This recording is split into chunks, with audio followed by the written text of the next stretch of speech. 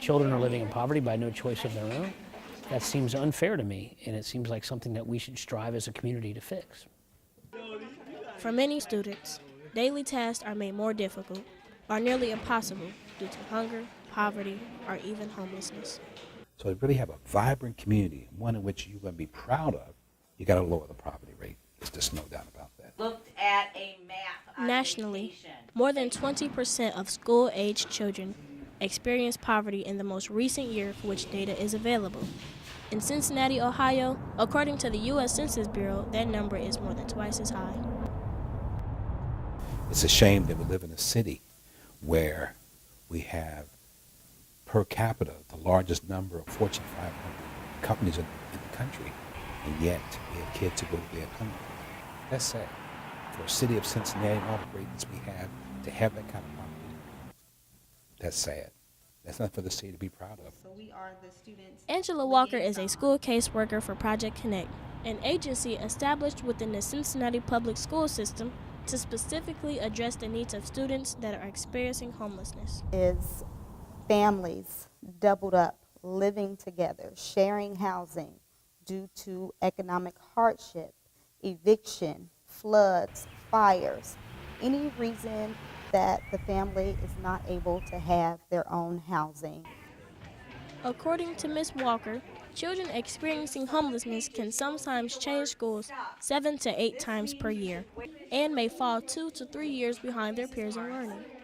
Homeless children are at risk for dropping out of school, repeating the cycle of homelessness that they experience with their family, and really just not being able to provide for themselves. Throughout her high school career, India Blue, her mother, and young sister struggled with maintaining a stable place to call home. I think the biggest one for my junior and senior year was when me and my mom and my sister, we became homeless. Like, I stayed after school a lot with my friends, and it was just like I always forgot, like, they went home after a certain hour. So every time they say they're going home, I just like get sad because I'd be like, where I'm going, like, I don't know. It was kind of frustrating, but it was a trip sometimes.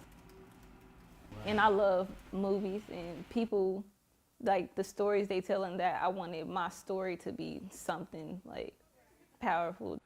Community leaders are not resigned to the belief that poverty, especially for children, is inescapable. Cincinnati Mayor John Cranley has recently formed a task force of prominent local business, nonprofit, and faith leaders to explore options for the region.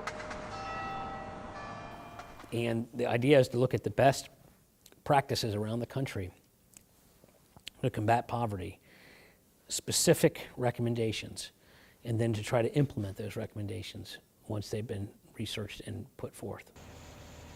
The mayor's goals are ambitious. So we've got to try to help 5,000 adults who have kids, 2 kids each roughly in average terms, to get out of poverty in 5 years. That is our goal. That's a big goal, but we're going to try hard to achieve it.